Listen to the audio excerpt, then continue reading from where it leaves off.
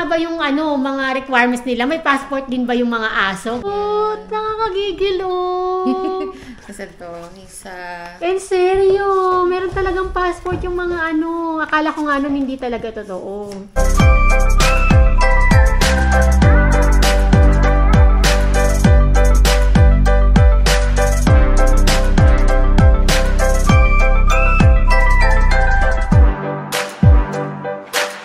Ayan guys, kasama nila dito aside sa dalawang anak nila and yung yung partner niya, kasama din yung mga alaga nila, yung mga babies nila, like papakita ko sana kaso napagod.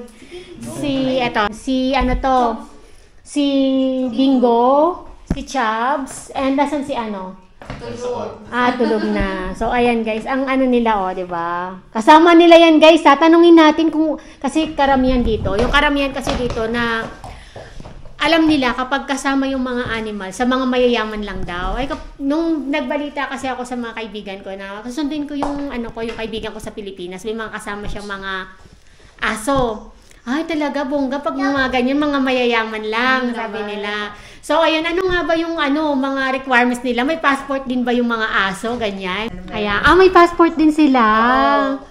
Pero yung temporary passport lang yun sa Pilipinas. Kasi siya pero as in, sa Europe na passport pero yung passport talaga na may picture. May picture talaga siya. Pero parang pampakyut lang yun. Hindi naman siya requirement talaga. Pero requirement na may microchip sila. Pero talagang as in yung pasaporte na kagaya ng sa atin. Hindi naman. Pero may picture lang. Parang booklet na ganyan. Pwede ba akong makahingi ng konting kasi ipopost ko lang dito. Itatakpan lang natin yung mga datos o yung mga importante na So may picture lang and may pamasahe din sila. May pamasahe din sila. Marami siguro sa mga kababayan natin curious, 'di ba? Pero totoo talaga guys na may may mga aso silang kasama. 3. Actually 2 aso, 1 pusa. Ang cute. Ano yung lahi ni Beagle and si Bacon. Ayan. So, tapos yung pusa. Yung pusa is Puspin. Ngayon? Puspin na. Ayan, nakakatuwa. Buong pamilya sila, guys. Ayan. Ayun.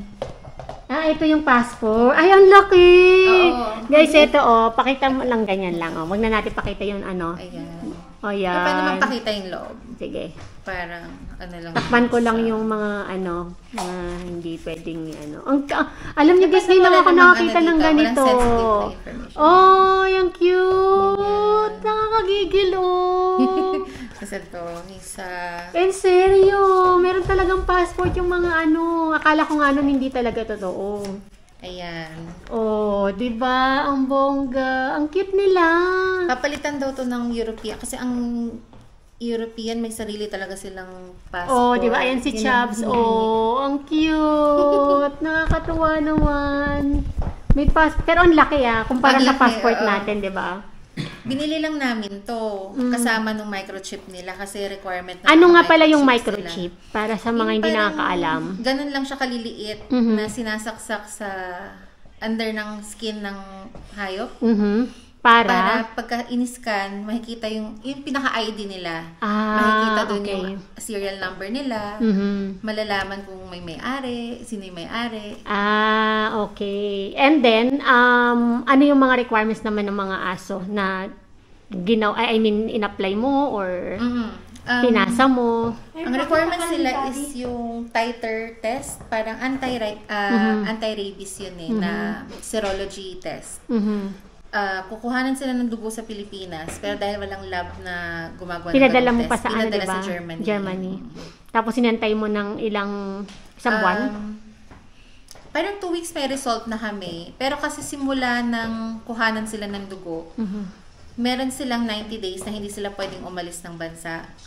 Pwede lang silang pumasok sa EU o sa Europe kasama na Spain. 90 days after sila kuhanan ng dugo. So, doon mag-start yung bilang mo. Ang galing, no? Tapos, yun lang. 3 months. Yun lang ang Tapos, yung mga declaration form, export permit, ganyan.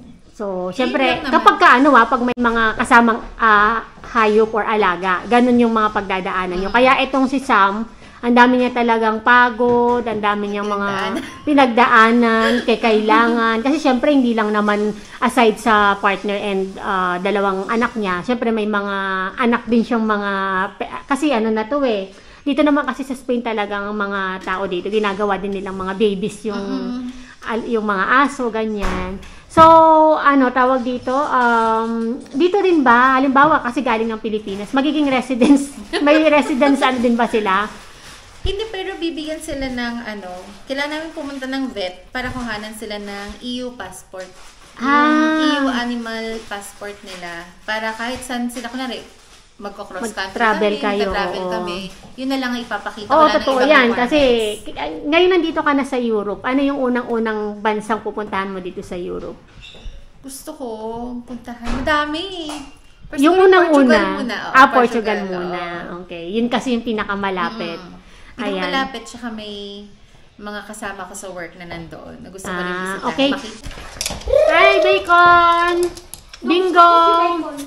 So, ayan yung mga alaga nila. Kasi sa bahay namin. Bacon! Nagpaparada lang ako sa trabaho na ako.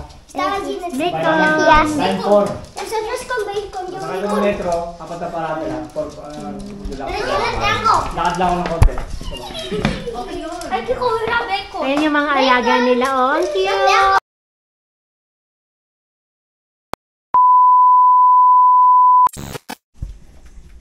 Say bacon. Bacon! Ay, hindi. Mas gusto ko nung isa. Si Bacon. Ewan ko sa iyo. He's taking plastic. Yan naman ito. Sinibuhatan natin. Bye-bye! Bye-bye! Kasama pa kayo bukas, papasyal? Bacon? George, ano sa'yo? Stay.